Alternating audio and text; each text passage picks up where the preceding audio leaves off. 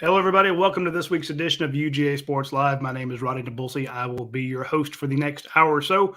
I'm joined, of course, by my co-host and special weekly guest, if you will, Jim Donnan, the former Georgia Bulldogs head coach, the Hall of Famer, the reason you are all here to watch the show.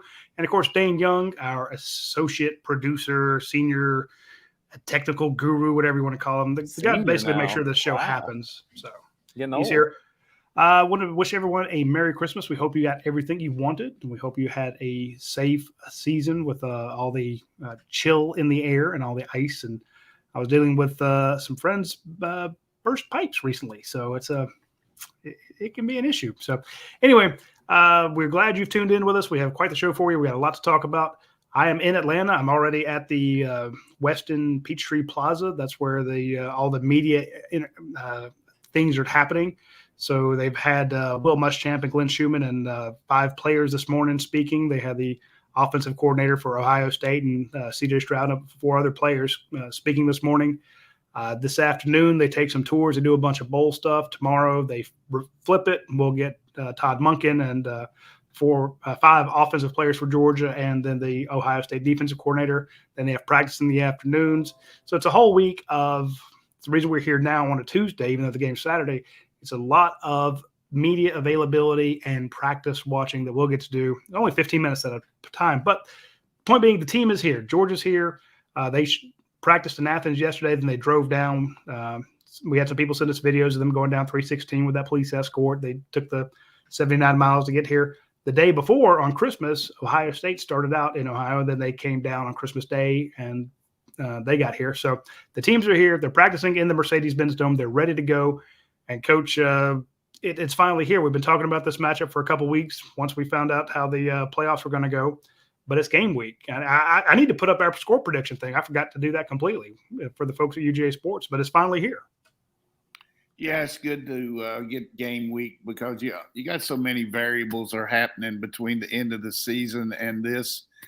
Just like that, you got academics, which certainly the most important, but then you've got some injury situations. You've got travel involved which I think is great that the players get to go home and spend time with their ones, but you also worry about the actual them there and getting them back safely, and there's just a lot of different kind of cogs in the wheel of transportation there. So and it's just a relief to have your team together without any kind of distraction, so to speak. But certainly a little bit difference for the semifinal game and the final game in the fact that they are actually it is the inclusive bowl game. So right.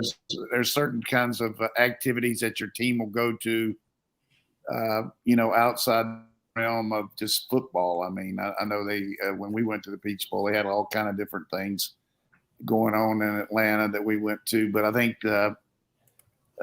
you've got to get a real fine line between getting your ready conditioning wise and not wearing them out, standing on their feet at some of these social events. So, but Kirby's a master at that. They've got a good plan. The real key is all the other people at the site that are kind of behind the scenes people that do a lot for the football program, but aren't as involved in the game or getting ready for the game.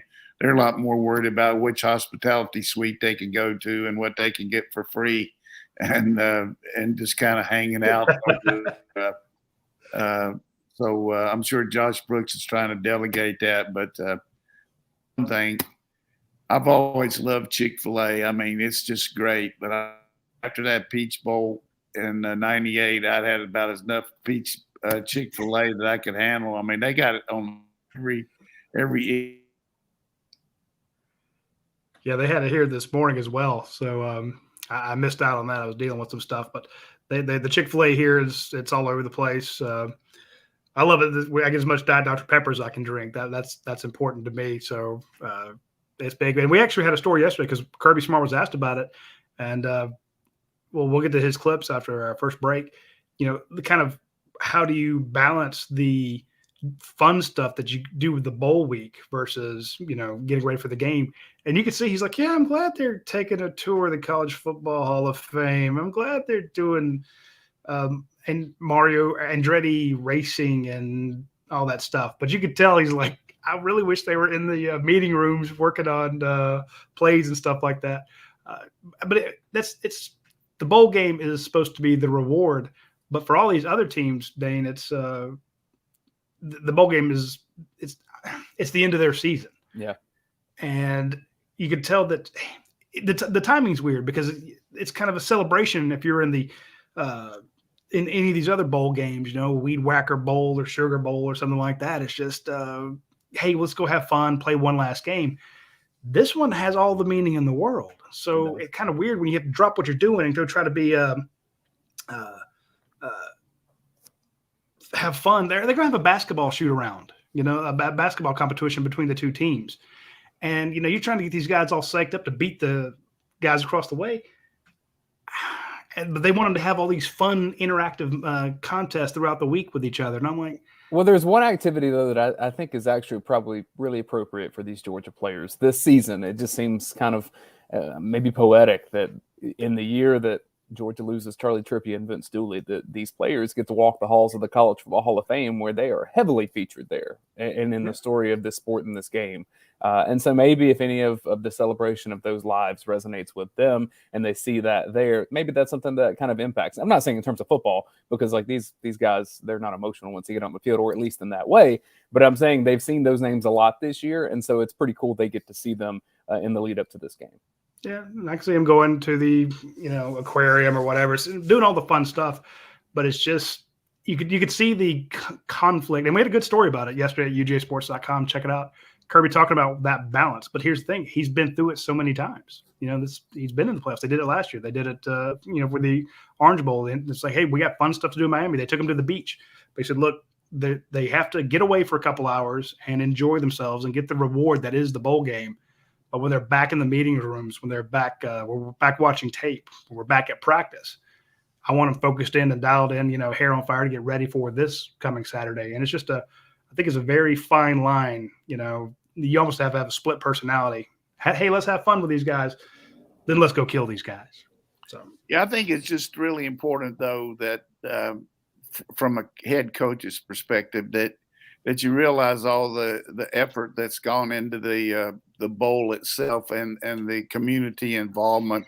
And it sounds like kind of, Atlanta's certainly not a community, but you got a tremendous amount of volunteers and people that have set up their event. And that's the event they're having that day.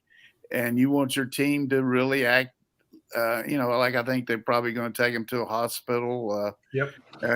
Sometimes they go to the Boys and Girls Club, whatever it might be. But that's the one thing that I think that is everlasting for a player is just some of the things that happen to you outside of football. And as Roddy mentioned, it is kind of a good little change of pace, not to just be in the hotel all day and you go to practice and then come back. And it's just you want to be as routine as possible, but you really want to give those events your best shot. So I know we weren't really as concerned about whether we were going to win the contest where who ate the most, prime rib or who ate the most pancakes or, we had a guy in 1972, I think it was, at the Gator Bowl that they had a lobster eating contest, and our guy ate 27, but the guy from Georgia, we were North Carolina and they were Georgia, the guy from Georgia ate 29. So we got beat, and we got beat in the game 7-2. Lobsters? Yeah, guy ate 29 lobsters. Just the tails? I mean, he took the tails off. I mean, but lobster tails, he ate 29 of them. Oh, I need to sign up for that competition. So real quick, what they're doing today, they did the press conferences.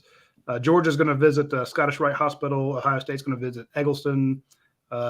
Joint team visit to the MLK Historical Site, and then the basketball challenge tonight between 9 and 9:30 at the team hotels. So, I think one thing about that MLK deal is they're actually going to get Andrew Young to make a slight presentation to him. So that can be that's going to be impressive to those men. Absolutely. For Andrew, and they have some luncheons. I think Coach Bill Curry's speaking. He's a real good motivational speaker, but it just helps your team to, you want to have that edge, and I keep talking about it. You want to, but sometimes when you just got everything is just balls to the wall type, you got to relax just a little bit, and you just get some laughs. And I always like the ones where the players got up and had to do contests. I know last night they were doing some like stuff against Ohio State, and it's just you see these guys get up there and sing or whatever it might be. It's just great. I want to mention the power of these hospital visits, though, because my older brother has cystic fibrosis. And when the Braves won the World Series in 1995, he got to go to the World Series luncheon. I think it was through, he had been in Eggleston, and it was through Choa in Atlanta. But he got to go to the World Series luncheon, and he sat with Mike Mordecai, the Braves player that was on the team. Every player had a kid at their table in the family, and we still talk about that to this day. Mike Mordecai is not some superstar, but he was just a really good guy, and he was really nice to my brother at a time where my brother needed one of his heroes from one of his favorite teams to be nice to him. And so this is a big deal for a lot of families around Georgia. And the other thing about it, that you can only take so many players because it's just hard logistically to work them through out of the hotel and into the hospital and all that. But those guys are standing in line, volunteering, wanting to go visit the kids' hospitals. I mean, they all want to go, and you got to pick just a certain amount of them. But it's just, just gives you a lot to be thankful for when you get it. And then also, as you mentioned, the impact it has on those afflicted people that are in the hospital. We noticed the same thing years ago at the Sugar Bowl.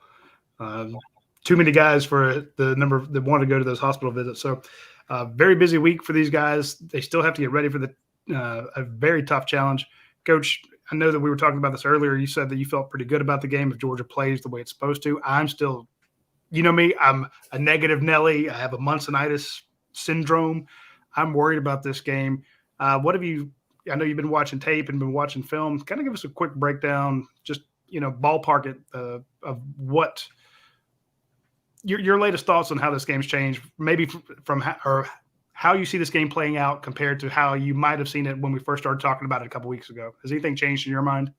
Yeah, I don't know that it's changed, but I do know that you always respect all teams and fear none. But from the standpoint of just physical talent, athletic ability, this is the most talented team. And you look at the recruiting, and you can understand why. It's the most talented team we've played as far as just guys on the roster. They certainly haven't played a very difficult schedule. And when they've been challenged by good offensive teams, they've had trouble on defense. But I think, we can match it up and talk about all the different things, but we're going to have to put some kind of pressure on Stroud. We just can't let him stand back there. He's very accurate, and not very mobile. He's okay mobility wise, but he doesn't hurt you with the run.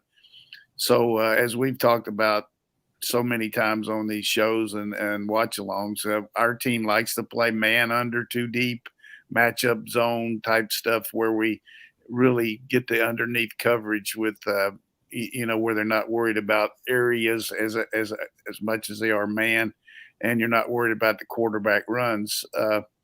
You go back to that LSU game, we were so worried about the quarterback runs that our linebackers were forced to play zone drops because they were worried about them breaking the line of scrimmage. And we're just not a good zone drop and linebacker team. We haven't had the experience that those three guys that went to the NFL had. I mean, I watched Quay Walker the other day against playing against the Miami Dolphins. I mean, what a player. I mean, just in and out all day, just making plays all over the field. And same thing with the other two. But I just think we've got to – our defense has been really good when we're ahead of the sticks. And you just got to think they're going to throw at least 50 passes in this game. I mean, if I'm playing Georgia, that's what I do. I wouldn't waste a lot of time trying to run on us, particularly with that one back out. So we got to play the ball in the air and hope we don't get a lot of calls. I noticed where Radi mentioned that the Pac-12 people are going to be calling a game. they're not as bad about calling pass interference as maybe the Big 12 and ACC are. But, I think find out how they're calling the game. I don't know if we're going to match up Keeley on Harrison, the number 18, their best receiver. But we probably play some field coverage with Laster and play Keeley in the boundary. But so overall, I just think we got to get some vertical pressure on and play the ball in the air and be in the sticks. And then offensively, this team really sets itself up to give up explosive plays. Michigan had 6 plays over 50 yards. We've got that potential to do that. I think we let our quarterback go a little bit more here. By that, I mean maybe not be so worried about him getting exposed on running plays. Maybe let him keep the ball a little bit more and move him around in the pocket. But hopefully A.D. Mitchell's going to be ready. I don't know. Every time we say he is, he doesn't play much. But I think the big key in this game to me is what McConkey can and cannot do. He just gives you such a vertical threat, whether it's 4 vertical or on the deep cross or reverses or jet sweeps. We don't have that with anybody else. I mean, Kieris is okay, possession type receiver. So is Blaylock, but his health is very paramount for us. We need him to be ready to go. And everybody knows about our running game, our power running games there, kicking game wise. We should be okay. So I think it all boils down to if we play our best and they play their best, we win. If we play okay and they play okay, we win. But if we play poorly and they play better, just their average, we're going to have a hard time stopping these guys. So we're going to have to get some help from the refs, play the ball in the air, and make sure that our offense takes care of business. So, I mean, it's not going to be a walk in the park, that's for sure. And, Coach, with the program, what does it mean for some of the younger guys just to be involved in this atmosphere? Because I've heard Kirby say that the guys that are playing in this game now are the ones that were kind of watching it happen last year, or maybe a smaller role. In an extreme case, there's even a few that were in the 2017 CFP. Yeah, here's what happens here, just for the fans, just to make sure you understand. There's probably 15, 16 practices just for the bowl game. And then if you add the championship game, which we hopefully get to, there's 8 more. So you have 20 plus practices. And Kirby does a really good job of intertwining getting ready for the opponent, but also having a kind of mini spring practice for the second and third guys that aren't necessarily prime contributors to the team. So you can go out there and have extra drills, extra teamwork, extra situational work with those guys. And those reps are quality type deals that get you ready if you're called on this year. But next year, you've already had all that. And you've had that experience of getting ready for a big game and the lead up to it, like the meetings. I mean, the extra meeting time you're getting is just reinforcing your assignments and knowing what to do. And so when spring practice comes in, you've had all the fall camp, you've had all this preparation, and it's just repetitious, and you're not thinking as much about what to do because we have a myriad of defenses and offenses and all that. But the other thing that I think that's really cool that I found out just kind of on a lark that I didn't know. I wish I knew all these new NCAA rules, but we've always talked about, and Roddy's mentioned on the site, all the guys that show up that have signed with us just for a couple days prior to the team leaving for the bowl, just to get their physicals, practice a little bit, work out. We had, I think, 9 guys do that. But now the NCAA has allowed them to actually go to the bowl site and practice, and they can't get any bowl gear or they can't play in the game or anything like that. That's based on what you did on the team for Georgia. But you can go, and boy, that kind of experience is invaluable. So I think we've got like C.J. Harris, Allen, Williams, Lucky, and Jarrett.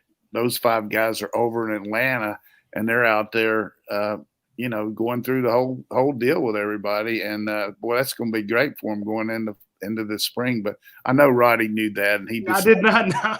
I'm thinking about all the corrections I got to put out. No, I mean that's pretty cool though. I think I didn't know that. The guy at Oklahoma was telling me when I was out there that Oklahoma had 4 guys going to the Cheez-It Bowl to practice down there with them. I said, well, hey, they can't do that. Yeah. That's not. And sure enough, I checked with some people here and found out that that's a new rule this year that you can do that. And those are the 5 guys that are there. All right. So, folks, I apologize in the past. I didn't know about the rule change either, Coach. So this is new. We mentioned a week ago or a while back the 9 Georgia players Georgia's going to have 17 early enrollees or 18, somewhere around there. Of course, the 2 transfer wide receivers plus a number of the guys they signed on the signing day recently. Then we mentioned 9 of them showed up on a Saturday. They went through a Saturday practice, a Sunday practice, getting acclimated. And we kept saying they could practice while UGA is in Athens. But on Saturday and 3 on Monday. Yeah. Yep. But I'm like, well, but that's it. They can't. Once the team goes to Atlanta, they can't practice with them anymore. But hey, come to find out they can. That's fantastic. So my apologies. I didn't know they changed the rule. You were right. You were right all the way. I mean, that's what it's always been prior to now. But and I want to go back on something you said, Coach, about mention and Dayne about the guys getting that practice, how much it helps them. 2 of the guys that spoke this morning, you had Dumas Johnson and Smile Munden. Those guys stepped in after 3 inside linebackers got taken to the NFL draft, like you mentioned, Coach, and didn't miss a beat. Nazir Stackhouse steps up, doesn't miss a beat. Kamari Lasser steps in, does a great job. I mean, I can even go back to Chris Smith when he had to step in for Richard LeCount. Just, again, he'd been here a while, but and Kirby was asked, what makes your defense so good?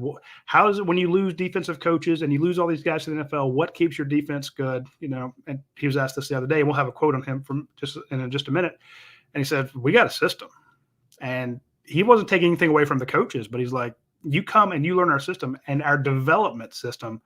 And to your point, I know people might not get excited about 15 practices, but to Kirby, he's like, if I can get these guys 15 days closer, when I lose my next batch to the NFL, I got guys to plug and play. So, and that's exactly when they're talking to Ryan Day and some of the other Ohio State coaches, when they talk about Georgia, they mentioned that explosive offense. They're not naming individual guys. They're naming the system. So I think it's pretty interesting when I get worried about the game and you mentioned Georgia's system and not so much the individual players. It makes me feel better. I appreciate it.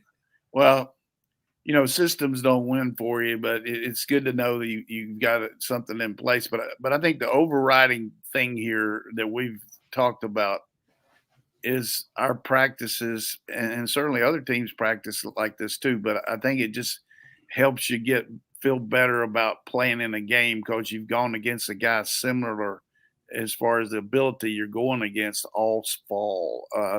That's why a guy like you got Thomas blocking pass pro and all those guys are working on pass rush against him, who's an NFL first rounder, and they're practicing every day against him, even though they're 3rd team or 4th team at that point. Then they become 1st team. So I think it's and you got to bite the bullet a little bit as a coach sometimes because you're thinking about, boy, we got this game. We just got to be careful about giving the 3s any reps because it's going to take time for the 1s and 2s. But the more you can give those 3s some work using your system and your plays instead of scout team, the better they're going to be. So Kirby does that. I mean, 1s will get 5 or 6 plays against the 1s, 2s will get maybe 4 or 5, and then 3s will go in there and maybe get 3 plays. But that adds up. And the kids feel like that, hey, they're just not putting me out to pasture here. They're still trying to develop me. And then you bring that over to when we're having the bowl practices. Then if you bring in 9 extra guys, like you just mentioned, right, those guys can practice and run the scout team. And that makes it easier for the 2s and 3s to get more reps doing some of their stuff, So it all adds together there. I hope I made that clear there how that works. But instead of say a 3rd team or guy like Meek, somebody like that at wide receiver having to run down and be Marvin Harrison, then they might have Williams in there doing it, and Meeks is over there working on some technique with McClendon and Monken or something like that. So that's the way they do that. I love it. Speaking of a good system, I want to mention our friends over at Athens Ford. They have a great system for buying cars, getting in used cars, getting in new cars. And I remember when we first started mentioning them, they'd have 1,000, 1,200 cars on the lot. Then COVID hit and there was this big backup and they got down to like 200 cars, which was still 150 more cars than a lot of other dealerships you pass by. Right now, they're back up to about 445. So my point is they are getting back to their standards. They're getting back to more and more inventory. I know Brian Clower and the folks over there, they do a great job reaching out, getting vehicles. And I can tell you that they turn around so fast. They're not making a ton on them. I'm not saying they're volume sales, but they move a lot of vehicles. And I know when I was shopping for a car for my boy, finding out what they paid for some stuff and what they're charging it for, I'm like, that's just staying alive. But they've come through COVID, they've come through the inventory crunch, they're getting better. So next time when you go over to Athens Ford, you have a fantastic opportunity to see a lot more cars than anybody around by far. So hit up our friends at Athens Ford. It's going to be a fantastic visit. They're going to take great care of you. If you need any service, they got you covered there. If you even want them to come out and service your vehicle, if you live within 20 miles of Athens, they have a mobile service van. They'll come out and put the little computer on it, see what's wrong with it, fix your tires, batteries, stuff like that. Anything they can fix, from their van, they will do it. Just reach out to Athens Ford and they will take care of you. Also want to mention our friends over at Dead Soxy. It's been a great Christmas season. They sold a lot of socks. They have a lot of fantastic packages over there. If you didn't get what you wanted the Dead Soxy and somebody didn't get them for you, swing by Dead Soxy, get the bloody socks that you want. Don't worry about, oh, I can't believe so-and-so didn't get them for me. Hey, if they weren't classy enough to get you the best socks on the market, then you got to do it yourself. Also, if you realized, hey, we forgot somebody, well, that's a great item to get. They're incredibly comfortable. They stay up. The colors are fantastic. Try out Dead Soxy. The packaging comes. You're not going to have to spend a lot of time making them look like a gift because the packaging is fantastic. So hit up Dead Soxy. Use promo code UGASports. Get a discount there. Want to plug our YouTube page over at UGASports.com too, because all these interviews that are being done with Georgia and Ohio State players and coaches and assistant coaches, they're appearing there all this week. So go over and check it out. Georgia Bulldogs football, search UGA Sports, football, Georgia Bull. Any combination of that, it'll get you to our page because we're the most popular one on YouTube. And Kirby Smart was asked specifically about Georgia's tight ends and how just the depth that it has at tight end and the top end talent at tight end helps them with formation. So much of college football now is 11 personnel. So when you play 12, it's always different from a defensive perspective because you know what sets they can make. They can be a little more multiple, but you probably lose some speed when you do that. And that's probably what makes ours different is we don't sacrifice a lot of speed from 11 to 12 like some teams might. And to stretch the field vertically and horizontally, you need speed. So 12 has been a good personnel for us this year. Coach, explain that to me in layman's terms. Well, 11 o'clock is 1 hour before 12 o'clock. You basically got, people started out with 21, which was two backs, and then one wide receiver, two tight ends, whatever you might want to call it. But 11 is one wide receiver. One back, three wide receivers, and a tight end. 12 is two tight ends, one back, and two wide receivers. So, but whether you have a formation, it looks the same to the defense, except who's playing those positions. So all of a sudden, if you've got two tight ends in there and you want to go 3-by-1, three receivers to the field and one to the boundary, you can have that one tight end be tight, or he can split out so it looks like four wide receivers, or you can have him tight and have Bowers in the slot, and he still has the ability to threaten, as Kirby said, the field vertically. Or you can have just two tight ends and two wide receivers where you have more of a power blocking, one on each side, or you can put them together where you have a wing look with a slot to the field, and one of those guys can go in motion, or or they just come off together. And we have the capabilities of going 13, which is three tight ends. But the beauty of that is you run the same formations that you would run with 3 wide receivers and 1 tight end in the game, because Bowers is so good at being that extra wide receiver, and it puts a lot of pressure on the defense. I mean, do you put another linebacker in there, or you put another nickel guy in there? Once you put another nickel or go to two extra defensive backs, that's when we're going to all of a sudden go back to pounding it, because now they're not near as good against the run. But if you don't put a secondary guy in there, then we're going to throw it on them, because it's hard for a linebacker to cover either Washington or Bowers. The differentiator to me is that Georgia does have a tight end that could be kind of a hybrid receiver. It also has a tight end that could be a hybrid tackle, and I think that's hard. I don't think many teams have that. Yeah, I mean, his wingspan, just put Darnell number 0, Washington, his wingspan is really what you're looking for in NFL, and he's physical, but he's also very gives you a good target.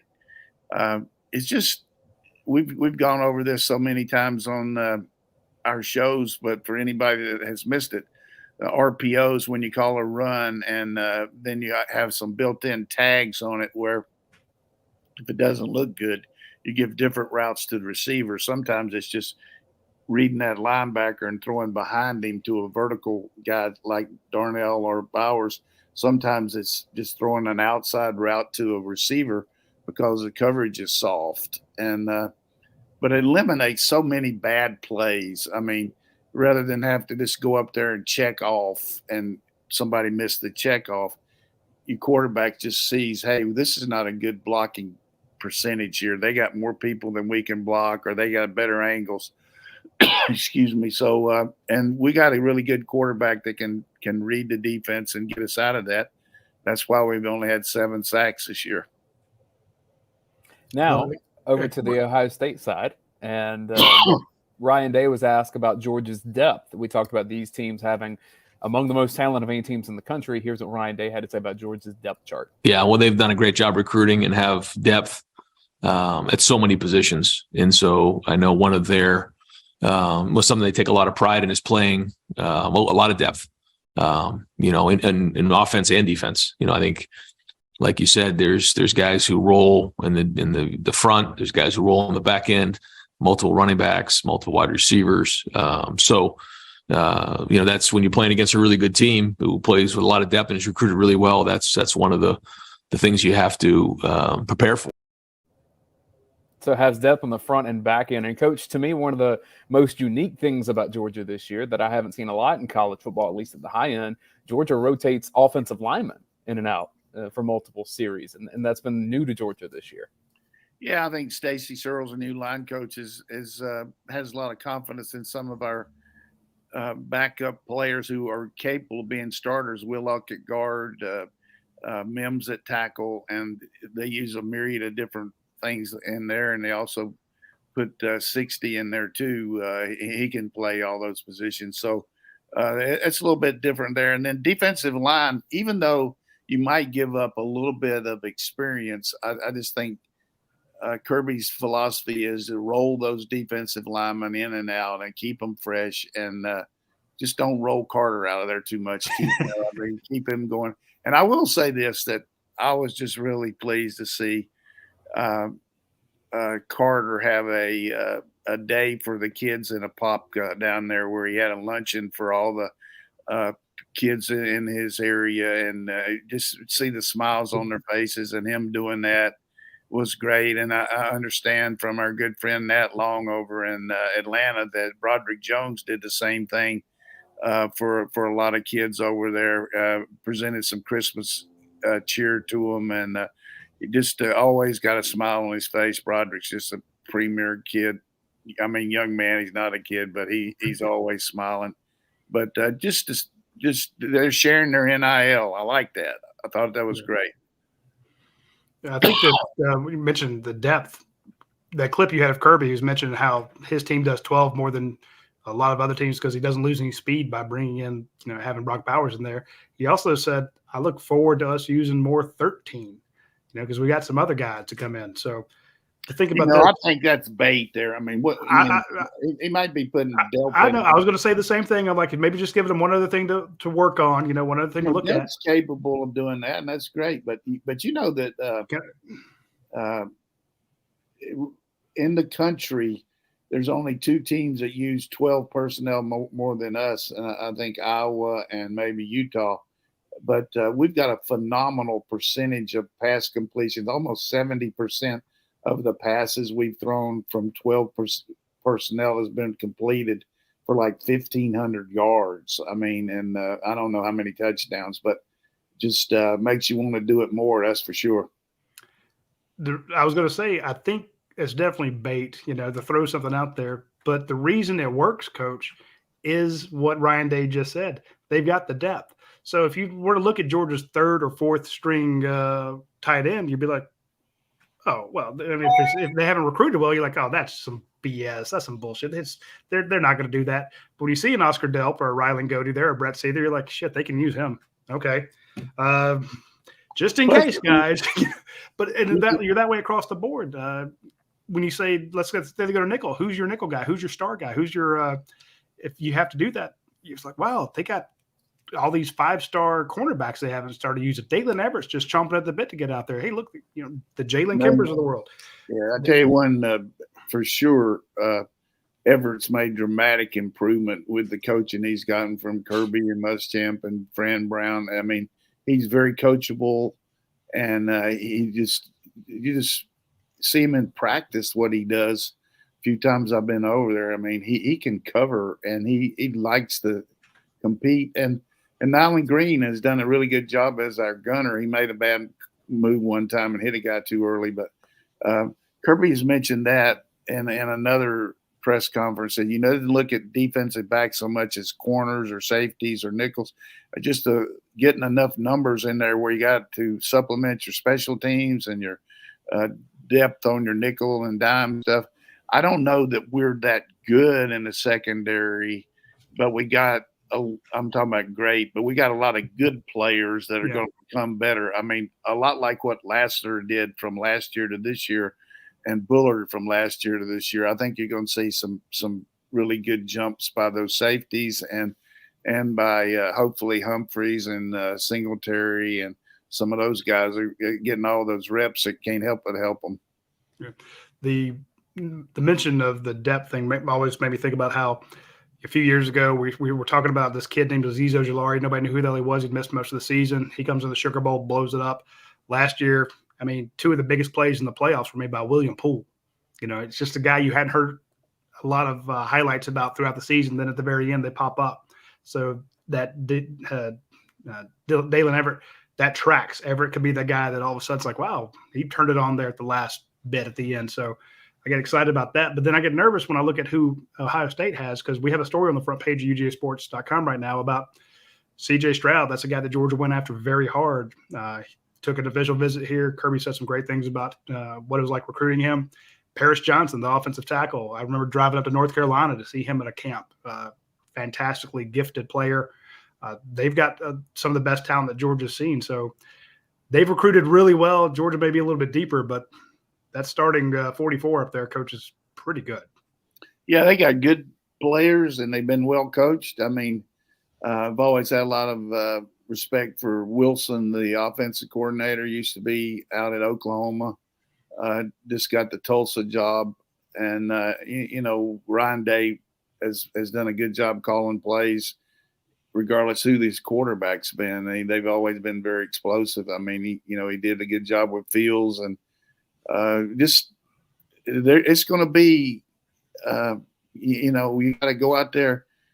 It's like when I used to say when I'd play somebody in tennis that I knew I should beat, but I knew if I didn't go out there and play like I was needed to, that I wasn't going to win. You got to beat them. You just can't go out there and expect them to. And these guys kind of got a little burr in their saddle too, because they got chomped up pretty badly by their arch nemesis, and they kind of got a reprieve here to get back in the playoffs. So they want to come in and prove that they're worthy of it. I think talent-wise, they're definitely right up there with anybody we played, but gets back to they just don't play the teams that we play week in and week out. I mean, you look at the tape, and I'm sure that Dayne and Brent Rollins have brought it up. I mean, Northwestern didn't win a game, but they played in a bad weather situation.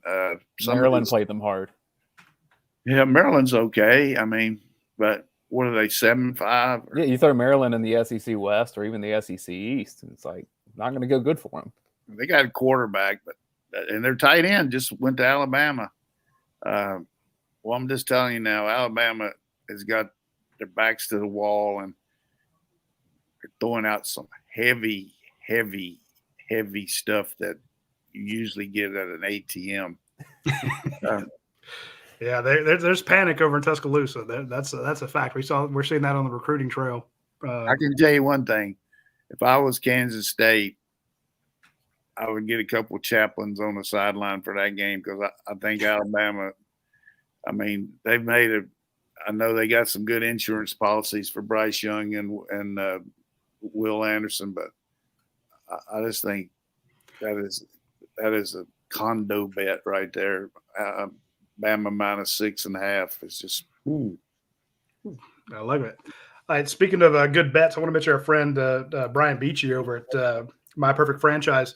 My Perfect Franchise, when I mention this and people don't quite understand what it is, they're basically franchise coaches. Andy Ledecky, the former Braves pitcher, Brandon Beachy, you meet with them and say, look, I'm thinking of starting a franchise. Now, my moronic self, I thought that all franchises were like, restaurants. I didn't realize that there were other things out there. Well, there are 3,000 different franchises you can get, from standalone stores to stuff you do out of your home to the restaurants that we talk about. We'll mention Your Pie. That's a franchise. You can meet with them and open your own Your Pie. But if you're not sure how to get into it, how do I do financing? How do I get the license? How do I get the store? How do I do this?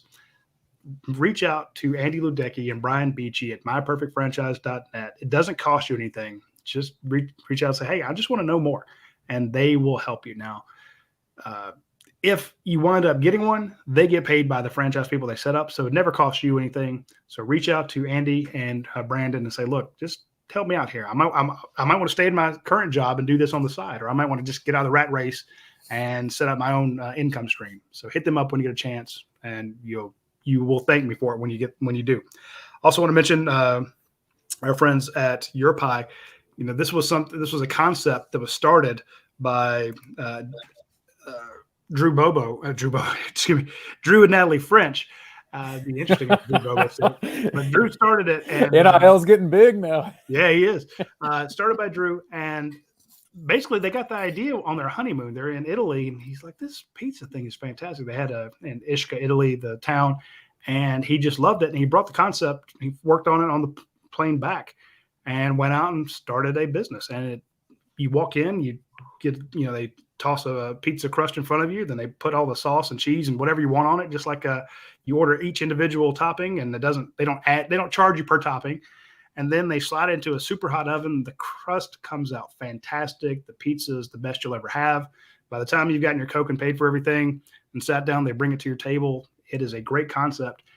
He franchised that idea. Now they're up to 60, 70 locations all over the place. So if you want a great business, you can open up your own Your Pie. But if you just want a great pizza or great breadsticks or a great salad or great pasta, check out Your Pie. Do it today. Today's Tuesday. You get double points on Tuesday if you use their Your Pie app. So hit them up when you get the chance. Yeah, use the app and skip the line. That's what I like to do, because it's a really good app and they have a great interface. Let's get to great stuff. I just want to mention one thing here, and then we'll get into these questions. But one of the good things about social media that I know about, there's a lot of bad ones, is you can keep up information on your previous teams and previous players and all that. And in the last couple of days, I've lost two really good players. One that played for me at Missouri, Demetrius Johnson, who just a tremendous young player from out of St. Louis, played defensive back, was a leader on our team in the 80s. And he also got involved with a lot of people in the East St. Louis area as far as helping homeless kids. And he's helped Missouri's new coach there, Drinkowitz, with the NIL over there in the St. Louis area, just had a tough deal with his heart. And rest in peace, Demetrius. And then John Green played running back for me at Oklahoma. He wasn't a starter, but he was a good blocker, and he came in there once in a while in the wishbone and has had diabetes over the last 4 years and had a couple of his limbs removed, but just didn't make it. But I want everybody to know that I'm really, and all our fans out here that, there's nothing like being a coach, but it's tough when you lose some of your players. Sending our love to them. Let's get to some questions from UGASports.com. What's a weakness that Ohio State has that Georgia can exploit? That question is from Cajun Dog. Something that we can exploit. Yeah. Well, I think just the fact that they take so many chances on defense and they play that zebra coverage where they, put their corners on an island. So if you just watch their team, where the alignment of their star or their nickelback is, they play outside leverage, outside the slot. So they give them an inside release, but their safety can double cover them a little bit. But once they do that on the inside release, then the corner's on an island out there.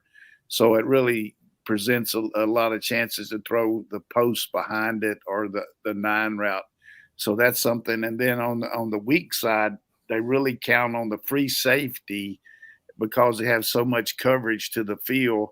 He's got to protect the B gap on the run. So the inside run to the weak side of 3-by-1 or any kind of look there where your front, I don't want to get too technical, but they're counting on that guy to come up there and play because their strong side linebackers helping so much to the field and their weak side linebackers got to help a little bit. So free safety. So you got about 4 or 5 yards on the weak side run anytime you want it, and he's got to make that tackle. So there's 2 things that maybe help you. From Dean Dog, and I think you may have answered this, Coach. Maybe this is further elaboration. If you had Ohio State's roster and you were playing Georgia, what would your offensive game plan be? You said throw it a ton. Yeah, I mean, you're just not a real good running team, and you're not a good physical team that knocks people off the ball. You do have an efficient tight end, and you got some really good wide receivers. The one thing about throwing the ball, it's a great equalizer if you can protect, but you got to be able to launch it. And I think therein lies what are they going to do? They're going to give up one of their receivers and keep their tight end to help, or are they going to keep their back end to chip off help the tackles? I don't think the tackles need a lot of help on their protection. They got good players like Roddy mentioned, Paris Johnson, but I think their inside 3, their center and their 2 guards really going to have a really good pregame meal going against our front. Now, I think they're going to have some issues. So, but that's your strength. Throw it. Hey, I always looked at it like this. Some people say, boy, hey, I'm really worried about the pressure. What are we going to do? I mean, you live, if you're a passing team, to go against one-on-one matchup. That's what you practice against. So, I mean, it's us against them. So that's a real challenge that they're going to have to meet that challenge. Tennessee couldn't do it. Can they do it? I don't know. I think they got a little better O-line than Tennessee's. I've been good to ask, who has a better gig, Anthony Dasher or Jim Nance? Yeah, I think there's only about 17 million difference in those 2 gigs, but I don't know what he's making. But Jim Nance is up to 17 million right now, and Dash close to that. Yeah, but Jim Nance, I mean, lives out there at Pebble Beach, got a house right there on the thing, and he has a replica hole. It's a par 3. We're really high on Reese because we deal with him all the time. But Jim Nance is he's just quality. He did our championship game in ‑92 when we won it, and I've stayed in touch with him over the years at CBS. Not like every year, but see him at the Masters. I mean, he's a guy that I guarantee if he would come on and come in here and speak to everybody in the room. He's a good man. Hey, can we take a minute? I got more questions. Can we give a shout out to Will Muschamp for trolling Kirk Herbstreit earlier today? Yeah, that was pretty funny. For those of you who missed it, when Will Muschamp was being interviewed about the last time Georgia played Ohio State, he mentioned Citrus that Bowl. in the Citrus Bowl, said, yeah, when we saw that during one of these events, they have the events where the guys come out and they do all this fun stuff. So yeah, the first time we saw Kirk Herbstreit through a pass, we knew we were going to win. And be sure you told him I said that. So shout out. And Kirk Herbstreit had a bad game against Georgia. I think he went, 8 of 23 or something like that. So he did not have a good game. So thanks, Will Muschamp, for providing a bit of this morning. You get a chance to bust those reporters once in a while. That's pretty good by Will. I love it. He's so funny. From Utley Will again in 2 years. Utley 1992 asked who would win in a fight, an emu or a llama? Explain your answer. Answer, Roddy. You're I'm going to tell you, it's going to be the emu. The llamas can spit and they can run away, but emus, those things are prehistoric and the beaks on them. He can take a llama's eye and it's over. So that's the answer. I actually have an emu story. So I grew up in East Dublin, Georgia, Bruton area, if anyone's down that way, Snellbridge Road. And one of our neighbors had exotic pets. I think this neighbor was later arrested for growing weed. I don't know that for sure, but that's what I think happened. Anywho, I'm in middle school and I'm in the front yard waiting for my cousin to come pick me up as a car rider. And one of this neighbor had an emu that got loose and was like just prancing through the road and then onto like my family's property. And they called the sheriff's office out there. And I'm like, what are they going to do? Hey, that's pretty. I mean, you don't find stuff like that on any site, man. It's not too many guys that saw MU straight up like you, Dane. And plus, on the way to school. I know there's no general managers that ever did that. Not yet. We'll do a break after this. From PA Dog, Coach, who would win in a cage fight, Dane or Roddy? Why? Against each other? Yeah. It's not a question. It's Roddy for sure, but you can explain why if you want to. Roddy's a cold-blooded killer. I've seen him in action. I haven't seen you. Roddy does some of these cage fights on the side. When we go down to South Georgia to do those speeches and stuff, after he leaves, he goes out and moonlights as a cage guy. I got to make payroll somehow, baby. Got to keep all you guys in the dough. I'll just know he'd have his son training him, and that would be all that would. I would take Ollie against any of you guys. We all would. I would take him. I mean, that guy's built. He came home. He looks ridiculous. Speaking of being built, I want to mention our friends over at Prime Shrimp. They have built a fantastic company that you need to try out. They're in New Orleans. It's a very old company. They've been around a long time. They started out making seafood processing equipment, for these other giant seafood processors. So somebody has to make the stuff that does it. Well, they have a system that peels and deveins shrimp. They get a bunch of shrimp, they peel it, devein it, and then they season it and they freeze it. So it's not cooked, it's just frozen, but it has the seasonings on it. And they will ship it all across the country. So you go to primeshrimp.com, you put in promo code UGASports, you get 20% off, and you get to try all their different meals and all their different flavors. It comes to your house frozen with dry ice in the insulated box. You take it out, you pop it in your freezer. When you're ready for some shrimp, you put on 2 quarts of boiling water. You take the shrimp out of the freezer, you drop the bag into the boiling water. Flip it over once, 4 minutes later, you take it out, wait a second, so it's a little hot. Then when you cut the top off, like boiling bag rice, you dump your shrimp out. The shrimp is fantastic. They've got the garlic herb, they got the cracked lemon pepper, they got the Alfredo, they got the barbecue, the New Orleans barbecue shrimp. There's a bunch of flavors. They even have the plain shrimp. If you just say, look, I want to do a shrimp cocktail. It's great stuff. It's easy to do. I can even do it without burning it. It doesn't overcook. It's not undercooked. It's perfect every time. And the flavors are fantastic. We've had so many people at UGA Sports try it. They absolutely love it. So every time you think about, hey, I'd like some shrimp tacos, I want some shrimp Alfredo, think Prime Shrimp when you get that, when it comes through. Also mention Academia Brewing Company. If you want something besides shrimp, they have their fantastic beer and breakfast brunch every Saturday and Sunday. You need to try their beer and biscuits brunch. I can't even say it. They make great biscuits out there. They put a ton of stuff on them. You can get them any way you want. The brunches are great. Then they have wine Wednesdays, trivia Tuesdays. There's always something going on. And, of course, they have fantastic beer. So the thing about the beer out there is they win awards for all the different creations they do. And it's always something new. Just about every week, there's a new beer going out there. And you're sitting in this huge restaurant with great service, a great bar, a great lounge area, the outdoor patio when the weather's nice. And you can see into the back that this is an actual, this is a brewery. They are making beer and they are packaging it up. And they have a big refrigerator right by the door on your way out that you can buy a bunch of it. So if you want good beer, fantastic food, a great place to watch the game, or watch any games, or go see live music, comedy events, all sorts of stuff like that. Check out our friends at Academia Brewing Company. You will not be sorry. All right, let's limit answers to 15 seconds to get there as much as we can here in the next 5-10 minutes. Simplified Dog 76. Which team has the advantage on special teams? Coach, also, is there a special teams player on a team that you coach that stands out that maybe flew under the radar but was always a contributor on special teams?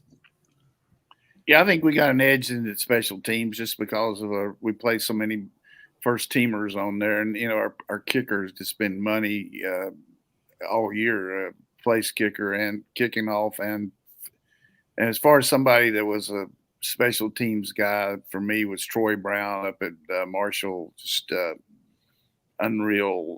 We didn't think he was that great coming out of, and I kidded him. I said, "You're one of the first guys I've ever seen that can't dance." When he was here, he was trying to play basketball, and he wasn't a very good basketball player. Didn't have much rhythm dancing. I said, "How you gonna be a wide receiver?" But he played 15 years in the NFL. So Troy Brown. 15 years. Nolan W88 wants to know. He says, we've talked about coaches, how they talk to each other leading up to a big game like this. What happens when two coaches, let's say Kirby Smart, Ryan Day, when they call the same coach to get the scouting report on the other team? What happens in that case? Is there any kind of coaching code of what you tell who? Oh, good question. Just depends on what your relationship is with them. Certainly Kirby, is going to know certain guys, and Coach Day is going to know certain guys, but not a lot of secrets out there. But sometimes, particularly signals or just go-to type situations. I know Kirby mentioned in the press conference he had studied Oklahoma State's defense a little bit because Jim Knowles was the defensive coordinator at Oklahoma State before he was hired at Ohio State. And you go back several years and look at what their tendencies are and how they call games, and particularly if they've got some games against people who run a similar formations that you do.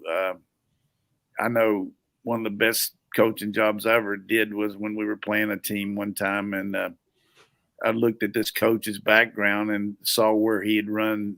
We were running the wishbone, and it's hard to get tape on him. I looked at he'd run this tape film when he was coaching at someplace in Louisiana when he was in 1AA, and he came out there and ran the exact defense against us, and it was like stealing the whole game. I mean, it was like stealing. Love it. Boom MF for Dog ask, how does Georgia's edge rushers stack up against Ohio State's tackles, knowing that you have to get pressure on CJ Stroud?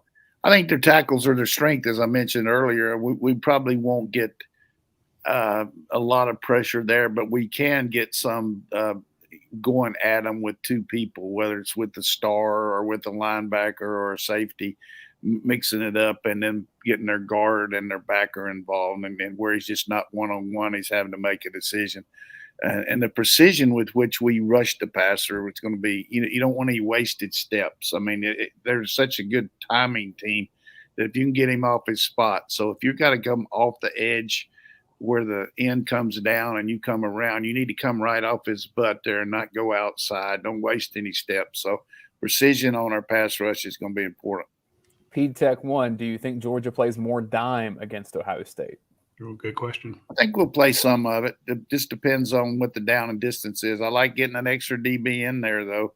Particularly, we've played against teams in the past, like when Coach Malzahn was at. We won that game after we lost the first one to Auburn. We came in there and played them played the first game with a lot more nickel and dime, and in the second game we played a lot more conventional stuff to stop the run. So we can go either way there, but it's always good if you know it's 3rd and 15 as compared to 3rd and 4. From KCKD, Coach Donnan has said our defense struggles in the normal short to medium, 2nd and 3rd down kind of deals on the down and distance situations. Can you elaborate more on why those struggles occur? Well, because there's the run pass option. I mean, you can run or pass in those situations, and you got to call your defense that gives a percentage of stopping both as compared to when you know it's pretty good chance it's going to be heavy pass. You can call a lot more defenses or heavy run. So every team, it's not just us, every team is not near as good when they got the threat of run and pass. So, but it gets back to the experience factor of our team getting better at it. We've gotten a lot better, but still we don't have quite the defensive prowess that we had last year as far as personnel. That doesn't make any difference what you're running on offense. We can stop it. Dog of Ages asks, Coach, do people call you to try to get information on Georgia? We know NFL teams do, the college teams. Yeah, I can see them calling me. I say, hey, are you serious, man? I said, hey, we're going to run the wishbone this week. We're probably going to run it. I watched them the other day. They run the 2-man rush with 9 drop, and hey, they know better than do that. And guys like Bear and Stanford Steed. Stanford Steed's going to be over there this week. He's looking for some scoop, but I told him, you're not getting any. You're not getting any. They like to punk me up. They think they like to get me riled up about things, but nobody calls me about Georgia. That's for sure. Semper Fi Dog 76. What's y'all's best guess on the shade of Just for Men that Ryan Day uses? That black beard, I guess is what I don't think he uses it. I mean, he's a young guy. He's not even 40, is he? How old is he? I'll find out. I mean, he played it. He can't be over 42. He's 43. Oh, I missed it. But I think it's Captain Morgan Black. That's what I use. Nothing wrong with him dyeing that beard. Yeah, absolutely. Ain't nothing wrong with it. Trust me. That's Just for Men. Do you dye yours? I do a little bit. Oh, no, because when I use that, I can guarantee you don't dye your hair. Hey, I save money that way. This stuff goes a lot further when you're just doing this. But so let me make. How much time we got left? I got one more. As much time as you want, Coach. It's up to you. I got one more recruiting story for you at the end. So let's keep going here. Well, let's just finish with this because it was somewhere in our. Michael Hickox asked if we're doing a watch-along show Saturday. Yes, we are. Sure are. It's going to be Dayne and I solo, but Roddy's going to be over there. Not going to be any good without me there. Roddy's going to be over there big time in it. And, hey, it was Coach and I solo when Georgia won a national championship. That's all I'm saying. Because, but it wasn't a good show. Georgia won a title, but the show was terrible. It was the most viewed show we've had. Same thing with Florida, but I know. Yeah, right, Coach, good games. Y'all probably don't want me there. I always want you bringing around, everybody Roddy. down. You bring food. So in 1976, I was coaching in North Carolina, and we were getting ready to go to a bowl game, and all the coaches had, gone to visit somebody as far as their families and all. But then we were going to assemble back after Christmas Day, and we were recruiting this kid out of Goldsboro, North Carolina, called Ken. His name was Ken Mack, and it was between us and Duke, and I was offensive backfield coach, and I was involved, but Pat Watson, who everybody knows coaching me here, he had that area, and he'd done a good job with him. But the kid committed to Duke, and he was supposed to sign the day before Christmas. And so he had it all set up. They had this big party set up and everything. And so about 2:00, he calls Pat down in Mississippi, who's visiting his mom and dad, and said, look, this guy Duke said he can't come over here to my signing party because he's got something else, and he wanted me to have it later, when he gets back. And basically the mom and dad were really mad. They invited all these people. So Pat said, hey, can you go down there and go to the party and the signing party? And of course, it was the day before Christmas. Man, I wasn't too jacked up about it, but I said, sure, I'll go. And so we went down there, and just because we went to the signing party, got the kid, and he ended up playing good, and he worked for Carolina for a long time raising money. But I don't think I've ever seen a party where I went as a coach, where all the decorations were the other teams. We had Duke blue instead of Carolina blue, and I was in there, but they welcomed me and everything. But that mama just took over and said, "Hey, if that guy won't even drive down there to Goldsboro to sign you, we're gonna go to Carolina." So that's what happened. Love it. That's the best Christmas Eve steal I've ever heard of. That's better than the Grinch. Right. That's good stuff. All right, did you get through all the questions there? There's a few more, but some of them are pertaining to things that we can get to when Georgia's not playing Ohio State in a few days. There's some people want to know about Ernest Green for the spring. Some people questioning Eric Gilbert. Glad we got Ernest. And in the case of Gilbert, I wish him well. I feel like Ron Corson, our support staff, Kirby, they did everything possible to support this young man. And he's.